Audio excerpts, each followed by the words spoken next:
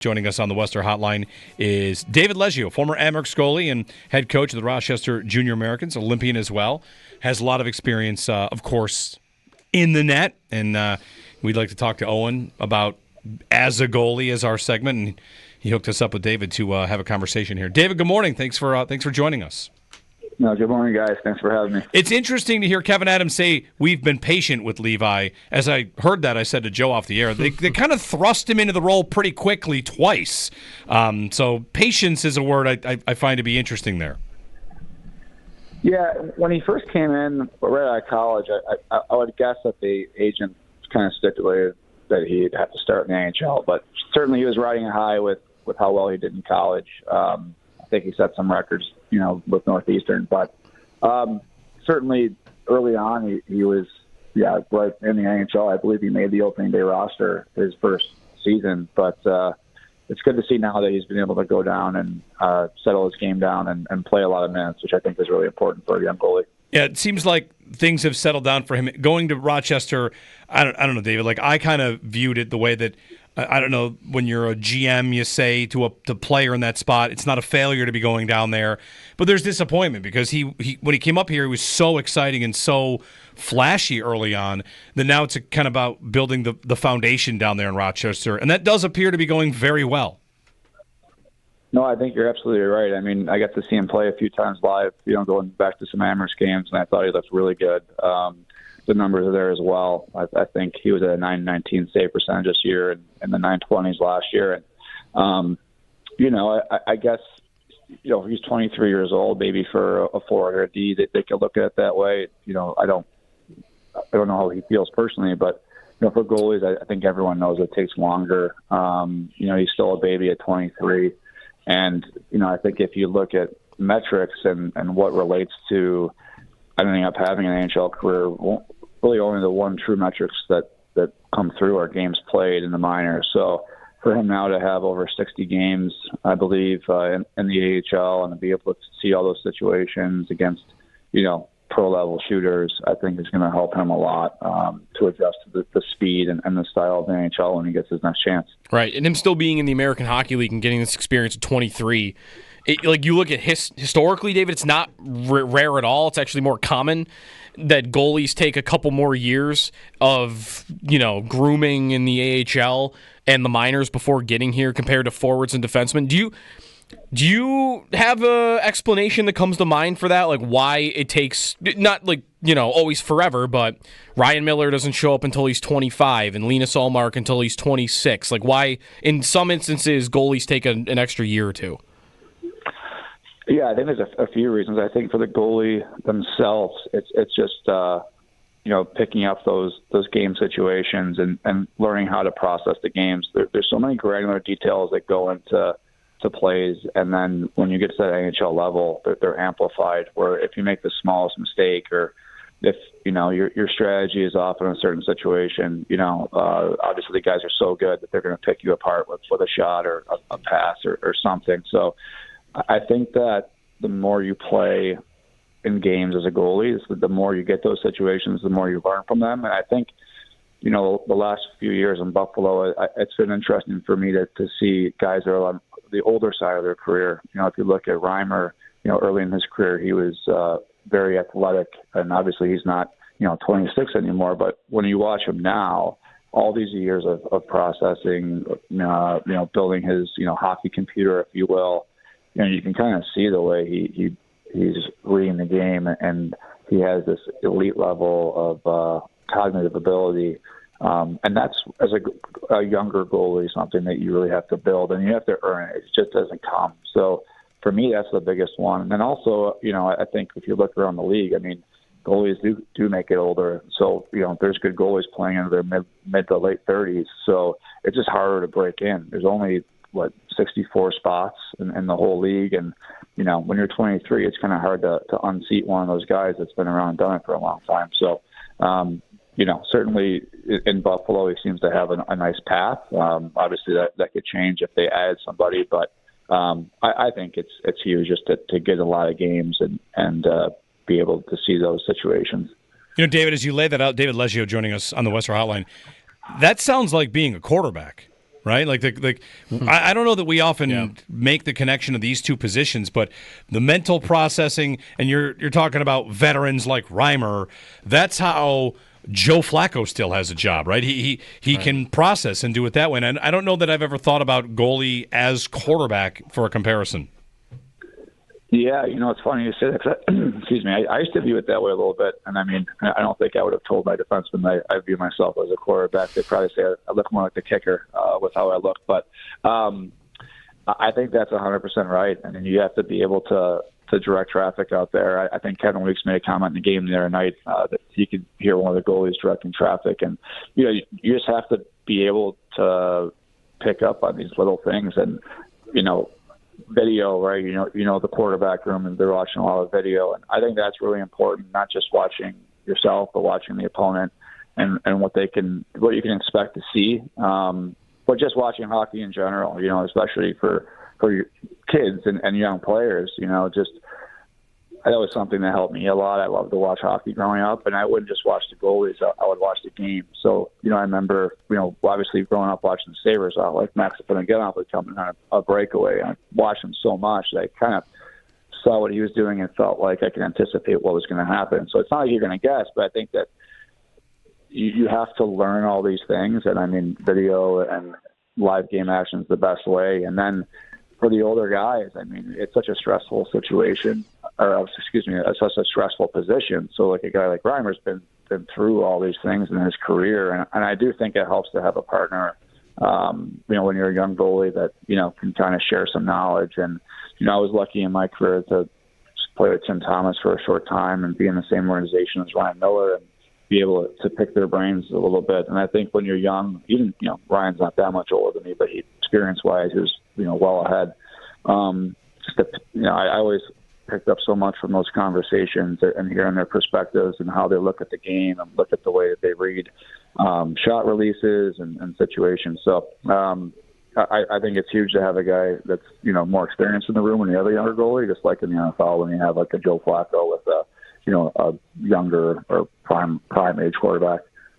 Is it any more important, all the processing that we're talking about for Levi specifically, because of his size? Like, how unique is his development because he is a little bit smaller than a lot of goalies you'll see in the NHL level, especially? Like, does he have to be more perfect at all of this than somebody that might be, 6'4", 6'5"? Yeah, I know what you're saying there. I think the answer maybe is yes, but at the same time, I think when you're a bigger goalie too, so let's say you're a 6'5" kid that comes in to pro hockey, the biggest thing I think you're learning to manage is your depth, like how much you challenge in certain situations. So with Devon, he's 6 feet tall, but he's incredibly fast and agile and explosive. So he has some athletic abilities that, some bigger guys might not have. I mean, obviously you get a guy like Vasilevsky that's like the prototype that has the size and the speed and all that. But so for him, I think learning how he can manage his depth, how he can maximize that, or really optimize it would be the word. So, you don't want to over-challenge because there's a lot of plays that go east-west nowadays, right? But you certainly don't want to give more net than needed. And I think that's a process that, every goalie goes through. And it's kind of a continuous process as the game continues to evolve. And then for big goalies, I think it's the same, where maybe a kid comes out of junior or college and he's bigger and he can sit back more because he can track the puck at that level. But maybe he's not able to do that at the next level because the shots are just a little bit quicker and faster and more accurate. So, that's going to be really important for him to continue to figure out. And, also just being every goalie being as efficient as you can in your movements, because when that puck goes, you only have a very small amount of time to react.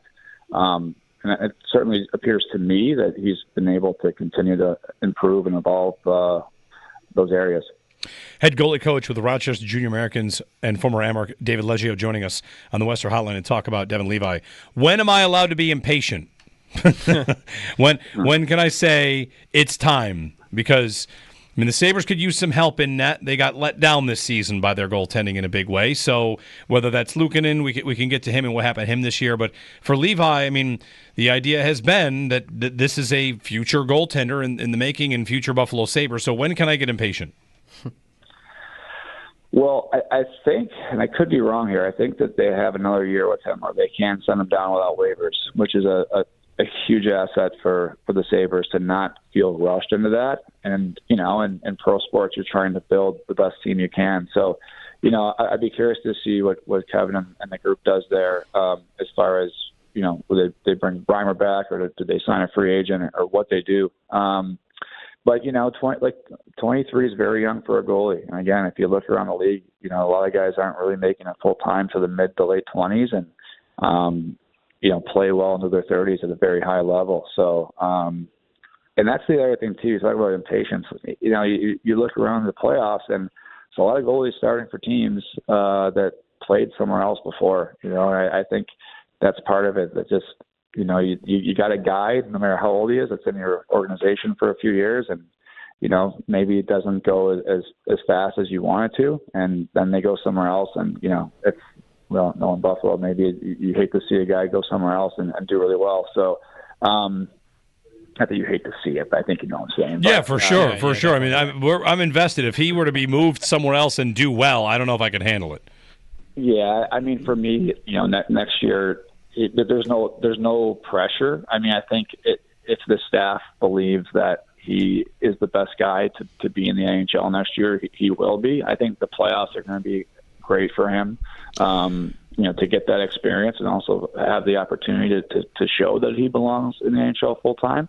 But I think the good news for the Sabres is that, if they're not quite sure, they could always, have three options and know that he can go down to the AHL and not have to clear waivers and not lose that asset. Because I really do think he's a tremendous prospect, and I love watching him play. I've always enjoyed the skill set that he has and the energy he plays with. So, I think it's a good situation for Buffalo that don't have to rush him next year if they don't want to, but they might feel that he's ready. We'll have to see. Is it just a necessary evil that, you're saying they don't have to rush him, but let's say he's in the mix next year. Does he get 4 starts to prove it? Like, that feels like there's pressure because, once you're up here and you can't be sent back down, or you have a big contract, or you've been trusted, you can have a rough month. I mean, Luukkonen had a rough year, really, and he'll be back with his job probably next season. It feels like if for Levi, if he were to make it through training camp, I don't know how long the leash would be, David, and I guess I wonder if that creates pressure, not for the Sabres, but pressure for Levi. Yeah, I don't know. I'm sure it'll be situational, and you see that, you get the spinal tap drummer situation with teams and goalies to start years, right? And hopefully that doesn't happen at Buffalo. So, I think that sometimes those opportunities present themselves organically, I don't think that UPL or Reimer really spent a lot of time on the shelf this year. I know that Levi got some time early, and I think a start a little bit later in the season, but it's hard to say. I think it's just going to be situational for them. But also, it's not so much, these guys are hockey experts, with the Sabres, right? And Mike Bales is one of the phenomenal goalie coach. So I think it's not just what's the result, the 4 goals. They're seeing how he's handling situations, the quality of the saves and the goals. And, I don't know if they would put a hard time on it, but I'm sure that after, a handful of games that they want to reassess and see if they feel comfortable with him and that, he can help the team win. Because obviously the Sabres are looking to make the playoffs, and they need players that, can help them achieve that goal.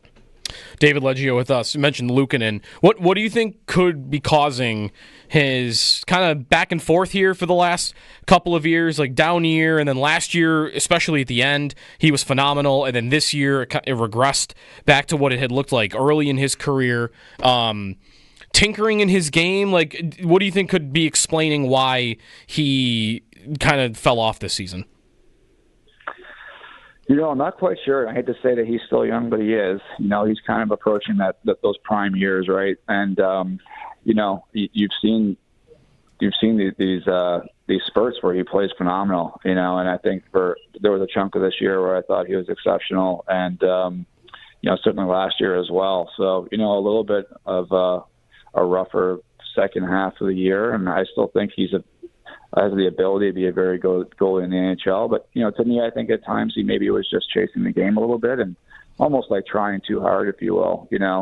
Especially I think it's tough when you get in some of these games where statistically, you let in 6 or 7 goals. It really piles up. It's like a quarterback that lets in, has a 4 or 5 pick game. And, at the end of the season, it's kind of hard to come back from that. But, I think just for him, it's just continuing. He's a big body, right? And he's super athletic. So just continuing to work on being as efficient as possible and to refining, his depth. Because I think sometimes he over challenges some situations when he's not on his game. But when he's on his game, he stays pretty calm. He's a little more aggressive for a guy his size, and he does have the athletic ability to do that. But yeah, it's just for him. I think that processing, the strategic element of how he's challenging in certain situations and the path he's taking on passes, and I think he's definitely someone you want to have on your team, because I've seen him at his best, and I think he's really good. But he just has to find that consistency, I think, with his positional play and just continuing to evolve and be more efficient. And I think that will help him to be a much more consistent starter in the NHL. David, thanks for the time this morning. Well, thanks for having me. Yeah, David Leggio, head goalie coach, Rochester Junior Americans, and former Amark on the Sabres. Well, Luukkonen, and also the future, Devon Levi.